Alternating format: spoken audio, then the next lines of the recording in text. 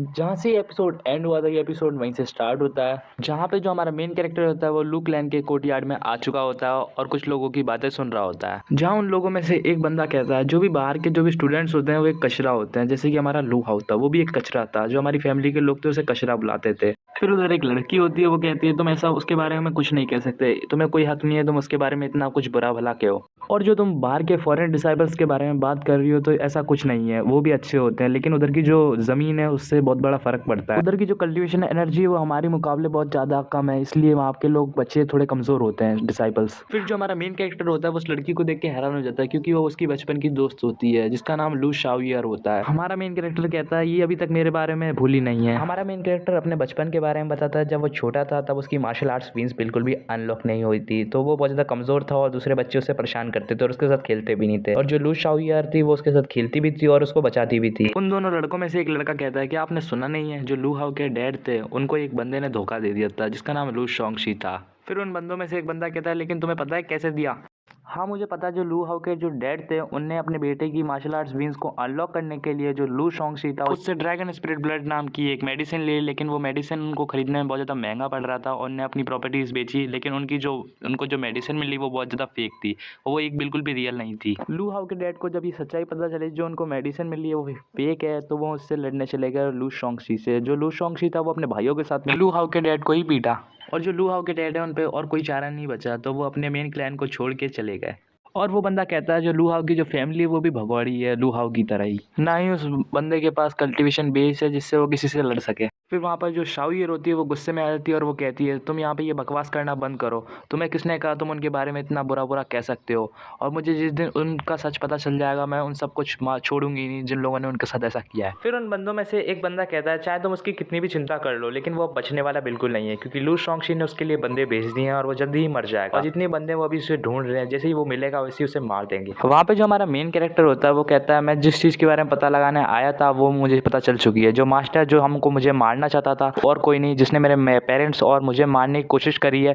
वो और कोई नहीं है, लू शोंगशी है, जिसने मेरे पेरेंट्स को बहुत ज़्यादा ह्यूमिलिएट किया, वो मुझे मारना चाहता है। उसी ने लू शाओलिन को भेजा था मुझे मारने के लिए, लेकिन वो मुझे मार नहीं पाया। सिटी के बाहर एक मार्केट का सीन दिखाया जाता है जहाँ पे जो हमारा मेन कैरेक्टर होता है वो कहता है जो बीस्ट मुझे मिला था जिसको मारने से मेरी बहुत ज़्यादा हेल्प हुई है, बीस्ट ने मेरी बहुत ज़्यादा हेल्प करी है, क्योंकि उस बीस्ट की जो कोर थी उसकी मदद से मैंने अपनी मार्शल आर्ट्स को और ज़्यादा अच्छा किया और जो मेरी 9 ड्रैगन टेक्निक थी उसको फर्स्ट फॉर्म तक पहुंचा दिया है। फिर मेन कैरेक्टर अपने बारे में बताता है, वो अभी मार्शल क्यूआई कंडेंस के सेकंड लेवल पे है और उसके पास एक विंस जो मतलब इनहेरिटेड करी थी उसने ड्रैगन ब्लड लाइन से वो है, और उस पर 2 ऑर्डिनरी विंस हैं। हमारा मेन कैरेक्टर थोड़ा हमें अपनी स्किल के बारे में बताता है, जो उसकी 9 ड्रैगन ट्रांसफॉर्मेशन टेक्निक है उस स्किल का जब भी कोई इंसान पहला स्टेप सीखता है जब, तो उसको एक अलग ही स्किल का एहसास होता है और उसके ब्लड लाइन में उसको एक अलग ही स्किल पता चलती है, लेकिन अभी तक हमारे मेन कैरेक्टर को इस स्किल पता नहीं चली होती है। वहाँ पर हमारे मेन कैरेक्टर की नज़र कुछ बंदों पर पड़ती है, वो जुआनजिंग सेक्ट के बंदों को मतलब रिक्रूट कर रहे होते हैं दूसरे बंदों को अपने सेक्ट में। हमारा मेन कैरेक्टर हमें थोड़ा जुआनजिंग सेक्ट के बारे में बताता है, वो ईस्टर्न रीजन में बना हुआ है, वो इतना बड़ा सेक्ट है कि लोग बाग मरते हैं उधर जाने के लिए, क्योंकि वो बहुत ज़्यादा अच्छा सेक्ट है, जो भी उधर पहुंच जाता है बहुत ज़्यादा स्ट्रॉन्गर बन जाता है। उस सेक्ट के अंदर हुआ एक डिसाइपल है, मुझे उसका एहसान चुकाना है जो उसने मेरे साथ मेरी जान बचा के किया है। कैरेक्टर को कोई पीछे से आवाज़ देता है, हे लड़के क्या तुम हमारे साथ आना चाहोगे?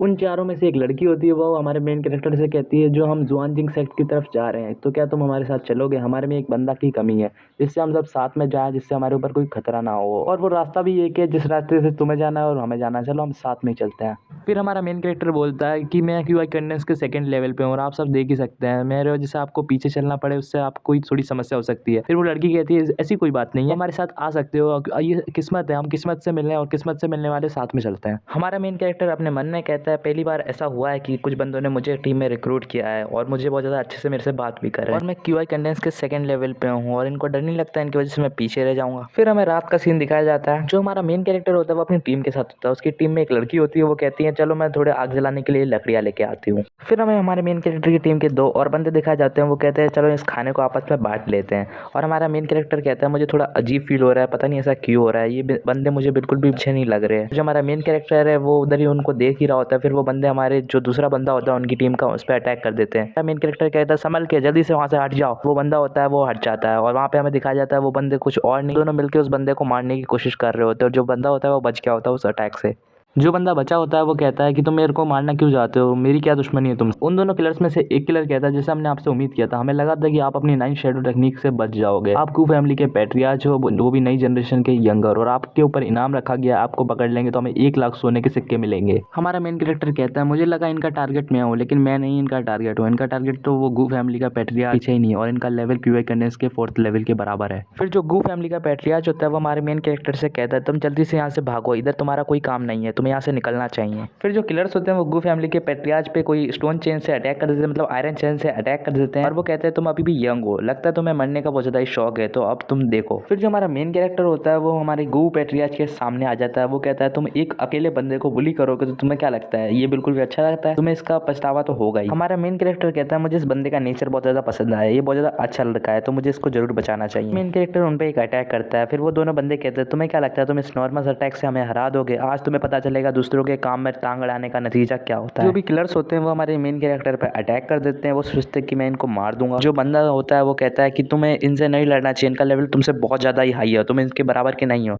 हमारा मेन कैरेक्टर कहता है ये इतने लायक नहीं है कि ये मुझे मार सके, और जो दोनों बंदे होते हैं उन पे वो एक अटैक कर देता है अपनी तरफ से, जिससे वो दोनों के दोनों बंदे वहीं की वहीं मर जाते हैं। और जो ये गू पैट्रियार्च होता है वो, मैंने सोचा भी नहीं था कि ऐसा कुछ हो सकता है कि वो इतने सारे बंदों को अकेला ही हरा देगा।